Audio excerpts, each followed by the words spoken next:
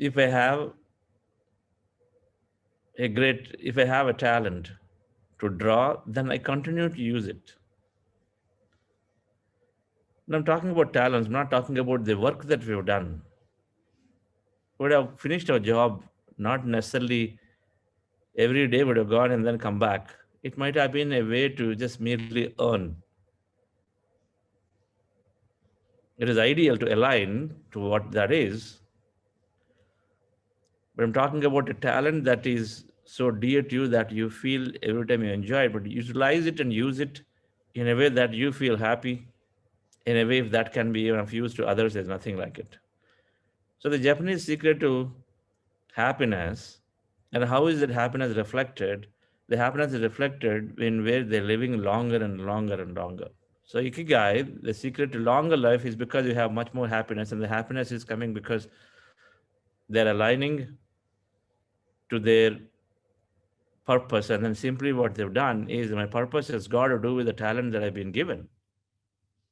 And so let me continue to give that talent, express the talent for myself. And then if it so helps for people around, it's nothing like it. If we are good at teaching, then we continue to teach. We don't say that at 65 I'm done, or at 45 I've learned enough, so I don't need to do anything more. But they continue to teach, and you continue to teach, you continue to learn. And the teaching is a gift which you always felt great about when even one student listens to you. Then it gives one so much of interest, so much of happiness, energy, then we do it. If you're good at management, then you provide that management consulting. So many companies are there which needs that consulting.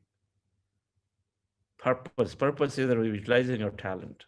It comes naturally for you to look at issues or plan, think bigger. If these are the things, natural talents that we have, then we provide that. So many can benefit. So this Japanese, when they've done this research, there is a book. It's called Ikigai, the Japanese secret to a long and happy life. Trying to see if we can. I don't have the copy of the book with me here, but it is a must-read book. There's the one. I hope you can see it on my screen. The Japanese Secret to a Long and Happy Life by Hector Garcia and Francis Miralles. So they've done a study in this book, documents it. And it is talking from a longer life perspective, right? I mean, why are people living for a long time? They've identified some 5 islands in the world where they found that people of age greater than 90 years have a high density of population of people who are greater than 90 years living. 1 in 4 to 1 in 3. Some places 1 in 4, 25%. Some places 1 in 3, 33%. That's a big number of people living above 90 years of age. You try to recollect in your community how many people are there above 90 years. For every 3 persons, 1 person is a big number, right? I mean, it's like these islands, Costa Rica, in Japan, one island, Italy, someplace. In all of these islands, there are this huge population of above 90 years. So obviously, they're doing something different to live that long. The reason many people are not even there because they're just not aligned appropriately. Everything wrong, from wrong food habits to wrong thinking. Fundamentally, it's all wrong thinking, very low intellect, no energy in the body. So obviously, body ages. If stress is aging a body naturally, if there's so much cortisol chemical keeping us, not letting us sleep, and there's no good digestive system, so obviously all the energy is getting drained. At the same time, our thought anyway is creating all that unwanted onto the body. So when they try to research and say, what are they doing? And consistently, when they did the research, it came out that these people who are living greater than 90 years, more than 90 years, are doing one thing, and that is they didn't have a concept of retirement. There's no retirement for them. We have a great example in this forum. That's why I love this forum. No concept of retirement. It starts with Karthikeyan sir. Easily, sir could have retired after, when sir retired, maybe 15 years ago. But easily, but continuing to give your talent in best possible way. Retired 21 years ago. 21 years, sir. Oh my God. That's almost like another work life. So there's no retirement. I mean, I see sir working, seems like to be more. I see with same thing with another grandmaster, Balasubramanian sir. I see that with Ramni sir. Now I'm seeing that with Dr. NC sir. There is no retirement. They're continuing to provide what they felt they had, their talent, their gift. At the end of the day, when you look at it and say, what have I done? And then you feel some deep satisfaction is there. We're just not just a mere dependency on the people around or the community or the place. Because all of us have something. At the end of the day, of course, there's no concept of death. People think that COVID is bringing death. No, there's just a transitioning.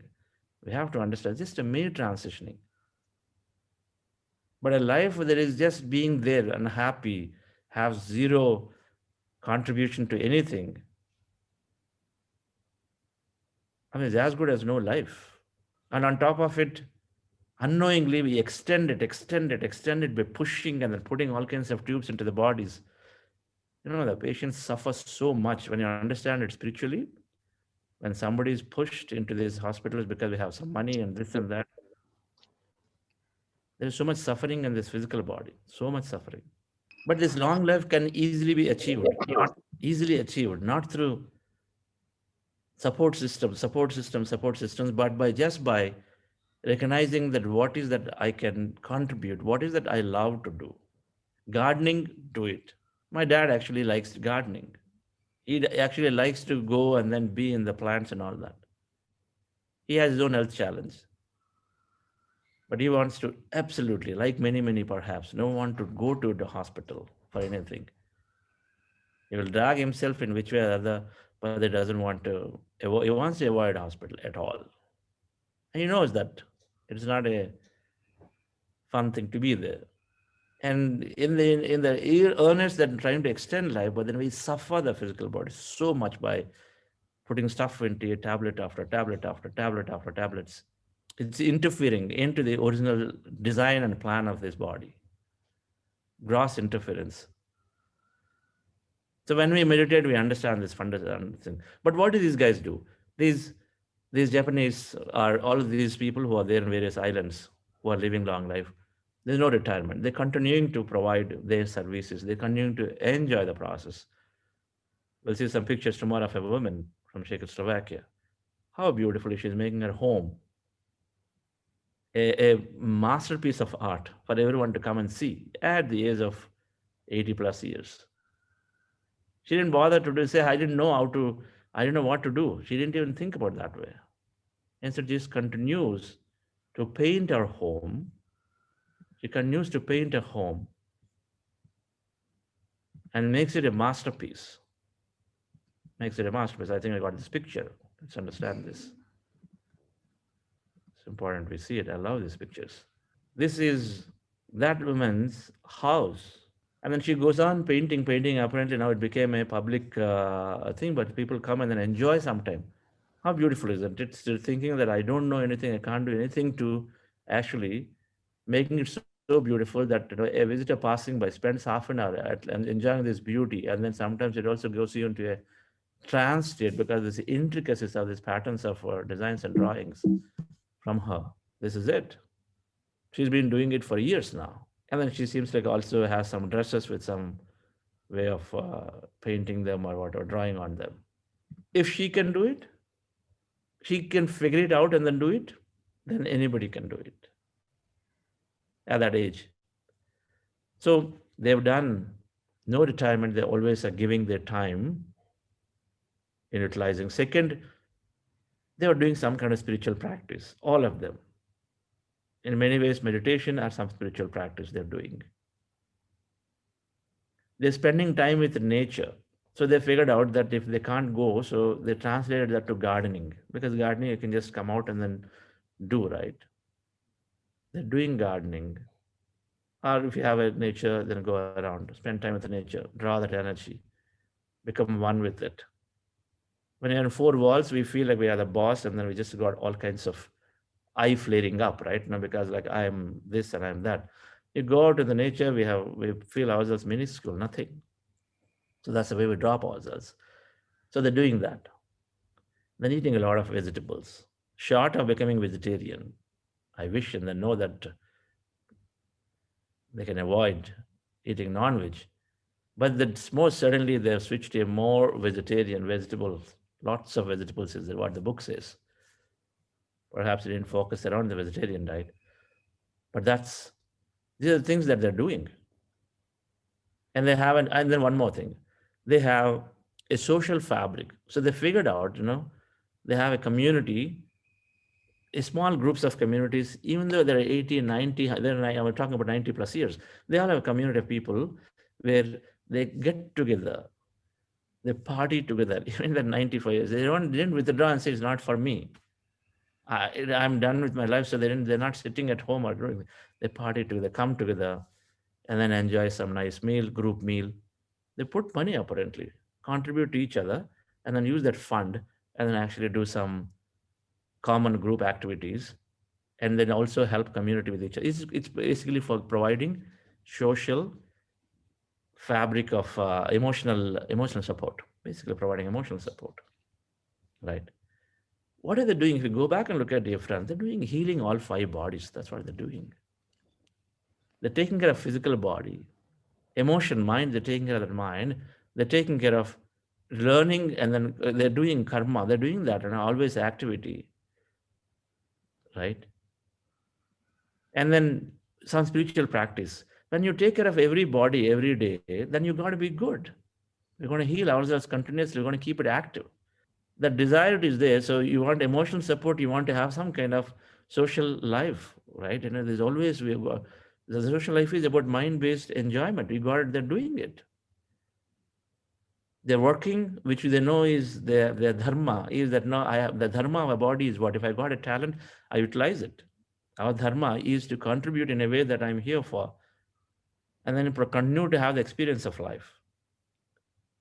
And so they do that every day. They're doing their passion, which is to contribute in one way or the other. That woman is doing something new every day. If you're consulting, continue to consult to any education institute, for example. So many education institutes are there. So many youngsters are there. Every person, every one of us, at a minimum, with our experience, can always contribute in education institute. Provide that service, the talent that we have. It's a great opportunity to give back to these youngsters. So, dear friends, we can purpose can be thought as aligning to a great talent that I have, inherent talent that I feel I have, and continue to do it. That's it.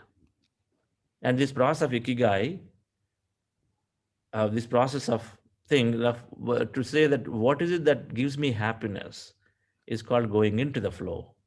I will understand this tomorrow. No, I am still not sure. We're talking of now, what can I do? What should I do, right?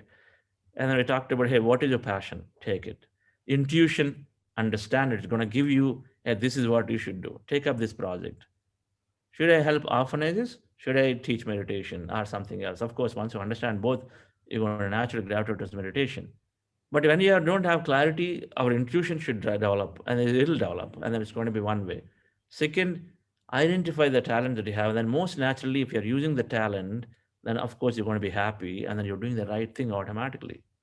And then still not clear, then you got three, four things to do. Hey, what will give me happiness? What should I do? What should I take on? We'll understand that tomorrow as going into the flow, right? How do you go into the flow? Let's have tomorrow. But for today, let's go into our meditation once again, dear friends, to develop that intuition, develop that heart, listening to that feelings. That's the purpose of meditation, to continue to be getting in touch with ourselves.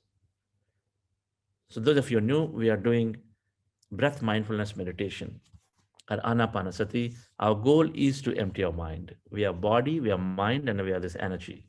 We are body for 0.01% of the matter, and then we are 99.99% energy, the third one.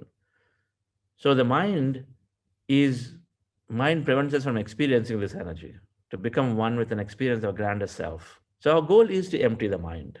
In this meditation, body, mind, energy, and our goal is to empty the mind. When we empty the mind, our body merges with energy.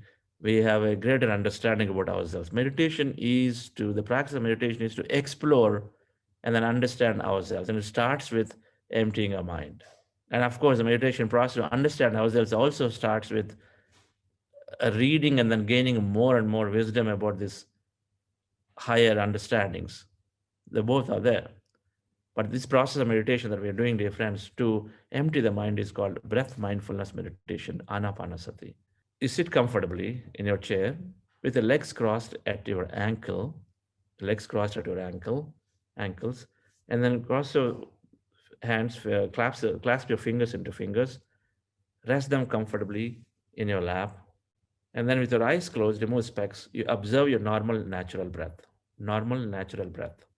Take any point on the nose, preferably here or here, but preferably here, and then observe breath is going in, coming out. When you observe your breath, slowly breath becomes lighter, shorter, and then at the same time, mind is also becoming empty.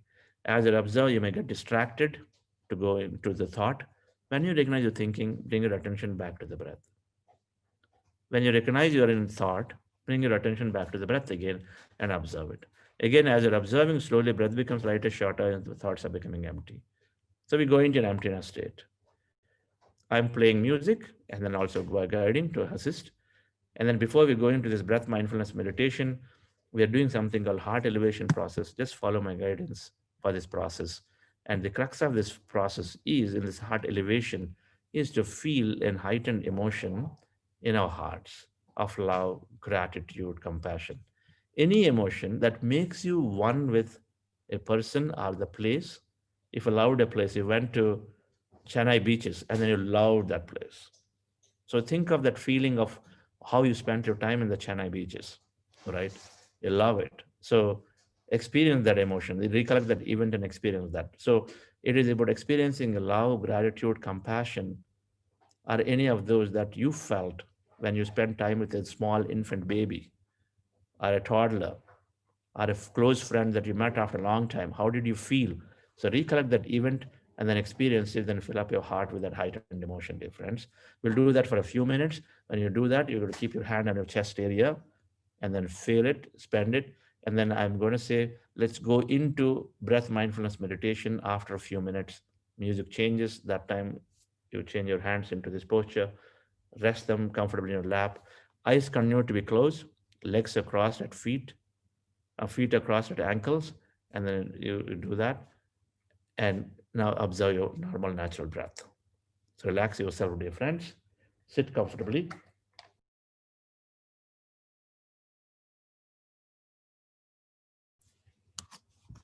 Great group meditations.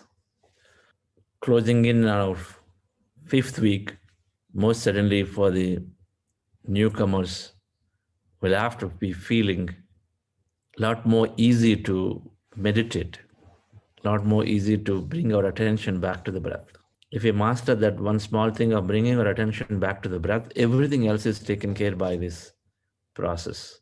So, friends, today being a breakout day into the 5 weeks, so please do interact, and share your experience at length, particularly new meditators. It's always great. If there's one thing that we are doing is contributing our contribution. Your contribution is to provide your experience that can be shown to many other people as a way that you can inspire directly. When you speak, and then if that is there and somebody sees that and they're going to reach out to you, they're going to talk to you, they're going to ask, they're going to find inspiration, motivation from you in becoming that and more. So please do take time. And then more importantly, if not inspiration, but at least clear the questions because we just have one more week. Clear any of those questions, ask any of the doubts, please do share. And after the breakout, This is a virtual breakout room, so not anybody new. So we are just stay there in about 60 seconds. We'll go into a smaller rooms with a smaller list of participants, and then share it. Then you can directly exit from the session. Okay.